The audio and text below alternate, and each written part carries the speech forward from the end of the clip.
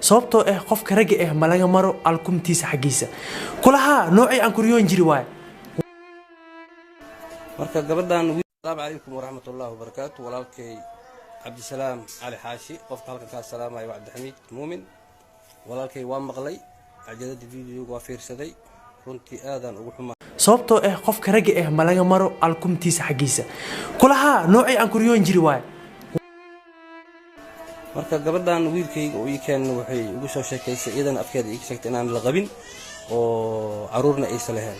ceeb iyo fadeexad ayaa qabsatay guud ahaan baraha bulshada kadib markii wiil dhalinyaro ah oo lagu magacaabo Kamaal Cabdul uu sheegay in uu gabar soo guursaday baraha bulshada ayaa 2 bil ka hor waxa la soo dhigay hambaliyada arooskooda iyadoona loo sameeyay sawir lagu muujinayo hambaliyada meherkooda haddaba sawirkaas waxyaabihii la yaabka lahaa ee ka muuqda waxa kamid ah in aan la arkaynin haba yaraatee wajiga gabadha haddaba dawadayaal waxaan kula wadaagi doonaa arrin naxariis oo dhacday kadib markii la ogaaday gabadhan uu sheegay in Kamaal Cabdul uu guursaday oo lagu magacaabo Hani in ay ahayd xaaska nin kale ahaydna hooyo haysatay 5 caruur haddaba dawadayaal waxaan kula wadaagi doonaa muuqaal cadeyn rasmi ah arrintaasi u ah taasoo cadeynaya wax walba oo ay ka mid yihiin muuqaalada aabahan hase yeeshee dawadayaal intaan u gudagelin fadlan marka hore muuqaalka la garay si uu baahuna gaaro bulshooyinka Soomaaliyeed sidoo kale nagu soo biiro kamid noqo asxaabta adigoo janalka subscribe dhahanaya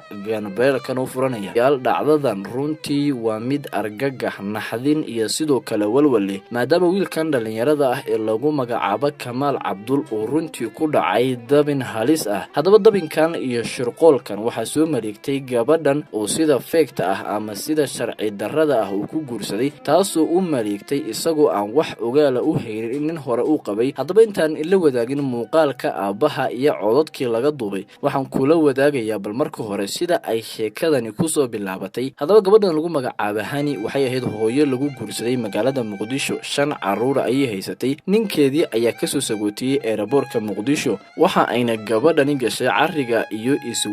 Sweden oo ay ku nooleed oo ay waalidkeedu kaga dacwoodeen ay si fudud sharci ku heshay waxaana ugu dambeyn timaaday Turkiga haasawo ka bilowday baraha bulshada iyo social media ayaa sababay in gabadhan iyo wiilkani ay ku kulmaan Turkiga halkaasi waxa lagu sameystay meher fake ah gabadhan oo abuuratay aaba fake oo waxba ka jirin ayaa wiilkaasi halka meherkooda dhigatay arrinta la yaab kale ayaa waxay ahayd dadku waxay commentiga ku soo qorayeen xilligii meherkooda maxay tahay gabadhan oo maalintii meherkeeda wajigeeda qarinayso oo wax aan looga baran ummadda Soomaaliyeed ama caado aan weligeed loo ama aan caado hore weligeed loo arkin maxay la gabar kasta waxay jeceshahay in arooskeeda iyo meherkeeda uu noqdo maalinta adduunka ugu farxadda badan qof walbana ay fariintaasi gaarto haddaba gabadhan ilaa shar ay maleegaysay waa ay qaraday haddaba arrintan ayaa markii ugu horeysay waxa ay ku soo shaac baxday 2 bilood ka hor kadib markii reerka Kamaal Cabdul oo deganaa deegaanka Afgooye oo Muqdisho u jiro 30 kilomitir ay la kulmeen weerar waxaana weerarkaasi ku soo qaaday cidii gabadhan dhashay iyo sidoo kale cidii qabtay waxayna u sheegeen in gabar ay dhaleen sidoo kalena wiilkan la socday qaba in wiilkoodii uu baraha bulshada soo dhigayo codadkeeda ay aqoonsadeen haddaba cidii arrintii fajac ay la noqotay iyo amakaag wixii intaas ka dambeeyana waxa bilaabatay in Kamaal la waco oo arrintii lala wadaago wiilkii reerkiisii waa ay qabsadeen ugu dambeeyna waxay noqotay in ceebta hal asturo lagu soo gabagabeeyay warkii Kamaalna arrintaasi hadda wuxuu bilaabay in uu dafiro haddaba aan isla daawano muuqaaladii markii hore laga duubay aabaha dhalay Kamaal iyo sidoo kale codadkii rasmiga arrintaasi cadeynay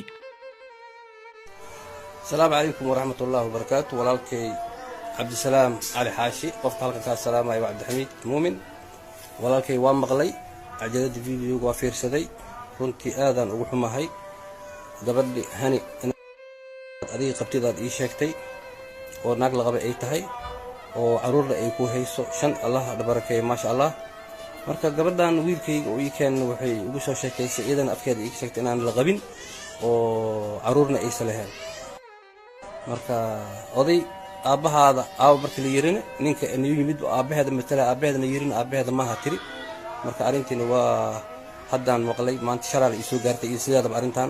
arrin waxay u noqotay aad iyo aad oo runtii madax xanuun ah waa ka xumahay aadan ugu xumahay qaladaa la galay waana la qalday beenaa la sheegay kulley marka insha Allah waa arrintan waa hagaagaysaa waa ka raali gelina adiga insha Allah waxa waaye qaladaa la dhacay meeshan qaladka meeshuu ka socdana kulley waa fahmi kartaa adig intaa la dhihin waxyaabahan caawa aan furka isugu tuurnay waryaa waxaan ka bixi fiidiyoyaashan waxaase laysa ka bixi marka insha allah waa u sheegaa waa laga bixina asagana ilaahay warkiisi inuu kii qaata allah ka dhigo ilma caasiya jooga caasi waalidin ah laakiin ani caasi ma dhalin mana dhalayi insha allah waa hagaagaysaa waa ay sharafta allah ku sharfo waxaad sheegaysana waa wax nin walba rag ka damqaayo dad bay shiday laakiin iyadoo madaxeeda ugu hooraa meelay ku harsatay weynaysaa haddii iyada mashaakil samaysan wiilkayga rabtaa inay kula galgalato laakiin ma dhacayso iyadoo ku koomaa insha allah wabilaahi towfiiq walaalkay aniga hadda sheekh markaa tagda oo kusoo wadwacaynaa waxaana ka saar waa leeyahay intaa la dhihin waxyaabahan caawa aan furka isugu tuurnay waryaa waxaan ka bixi fiidiyoyaashan waxaase laysa ka bixi marka insha allah waa u sheegaa waa laga bixina asagana ilaahay warkiisi inuu kii qaata allah ka dhigo ilma caasiya jooga caasi waalidin ah laakiin ani caasi ma dhalin mana dhalayi insha allah waa hagaagaysaa waa ay sharafta allah ku sharfo waxaad sheegaysana waa wax nin walba rag ka damqaayo dad bay shiday laakiin iyadoo madaxeeda ugu hooraa meelay ku harsatay weynaysaa haddii iyada mashaakil samaysan wiilkayga rabtaa inay kula galgalato laakiin ma dhacayso iyadoo ku koomaa insha allah wabilaahi towfiiq walaalkay aniga hadda sheekh markaa tagda oo kusoo wadwacaynaa waxaana ka saar waa leeyahay السلام عليكم ورحمة الله وبركاته ولالكي عبد السلام علي حاشي قفت هلكن كاس السلام عليكم عبد الحميد مؤمن ولالكي وان مغلي عجلة فيديو وافير سدي كنتي آذان وحما هاي قبل هاني أدي قبتي ذات إي شاكتي وناقل غبي أي تهي وعرور أي كو هيسو شن الله دبركي ما شاء الله marka gabadhan wiilkayga oo ii keen waxay ugu soo sheekaysay iidan afkeeda ii sheegtay inaan la qabin oo caruurna aysan lahayn marka oday aabahaada markii la yirin ninka inuu yimid aabaheeda matala aabaheedana yirin aabaheeda ma ha tiri marka arintiina waa haddaan maqlay maanta sharaal ii soo gaartay iyo sideedaba arintan waxay ugu noqotay aad iyo aad oo runtii madax xanuun ah waa ka xumahay aadaan ugu xumahay qaladaa la galay waana la qalday beenaa la sheegay kulley marka insha allah waa arintan waa hagaagaysaa waa ka raali gelinaa adiga insha allah waxa waaye qaladaa la dhacay meeshan qaladka meeshuu ka socdana kulley waa fahmi kartaa adig intaa la dhihin waxyaabahan caawa aan furka isugu tuurnay waryaa waxaan ka bixi fiidiyoyaashan waxaase laysa ka bixi marka insha allah waa u sheegaa waa laga bixina asagana ilaahay warkiisi inuu kii qaata allah ka dhigo ilma caasiya jooga caasi waalidin ah laakiin ani caasi ma dhalin mana dhalayi insha allah waa hagaagaysaa waa ay sharafta allah ku sharfo waxaad sheegaysana waa wax nin walba rag ka damqaayo